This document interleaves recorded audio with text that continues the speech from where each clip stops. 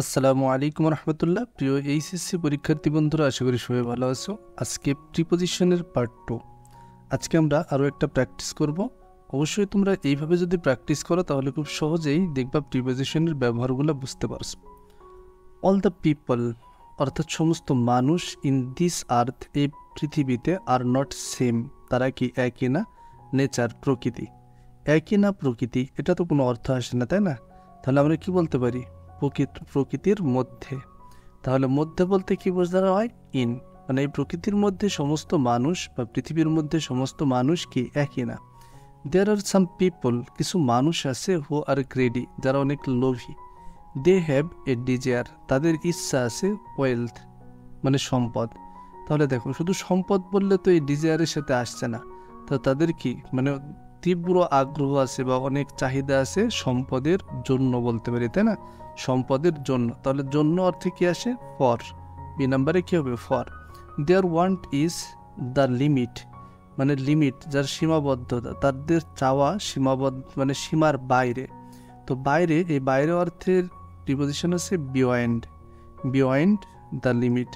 মোরেভার দে হ্যাঙ্কার্স, তারা পড়ে থাকে, ড্যাশ রিসেস, মানে সম্পদের কি বলা যায়?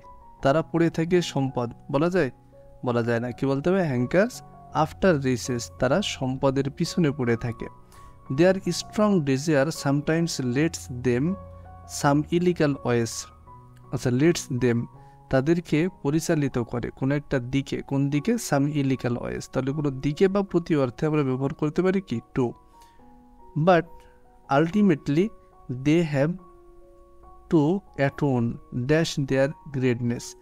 দে হ্যাভ টু অ্যাটোন অর্থাৎ তাদেরকে পরবর্তীতে পস্তাতে হয় কিসের জন্য? ড্যাশ দেয়ার গ্রেটনেস, অর্থাৎ তাদের যে গ্রেডিনেস, তাদের লোভের কারণে। তাহলে আমরা কি বলতে পারি? For their greediness. We know that happiness lies, অর্থাৎ সুখ নির্ভর করে, ড্যাশ দ্য কন্টেনমেন্ট। তাহলে ইন দ্য কন্টেনমেন্ট মানে কোনো কিছুর মধ্যে, মধ্যে বোঝাতে অবশ্যই ইন বসে। Wealth may be needed for us, সম্পদের আমাদের প্রয়োজন হতে পারে, but it is not the only thing to bring happiness, এটাই শুধু একমাত্র বিষয় না যা কি করে ব্রিং অ্যাবাউট, মানে নিয়ে আসা। এটাই হচ্ছে সেই গ্রুপ ভার্ব যা এর প্রথম ভিডিওতে তোমাদের আলোচনা করেছিলাম, যে ব্রিং অ্যাবাউট হ্যাপিনেস, যেটা কি সুখ নিয়ে আসে ইন আওয়ার লাইফ, আমাদের জীবনে। It is high time we gave, gave, গেভের পরে কি বসে? ত্যাগ করা অর্থে গেভ আপ দ্য হ্যাবিট, এটা গিভ ভার্বটা তোমাদের পড়তে বলছিলাম। The habit of covetousness. We should be contented, আমাদের উচিত ধারণ করা বা খুশি থাকা। What we have if we want to real happiness, যদি আমরা real if we want real happiness.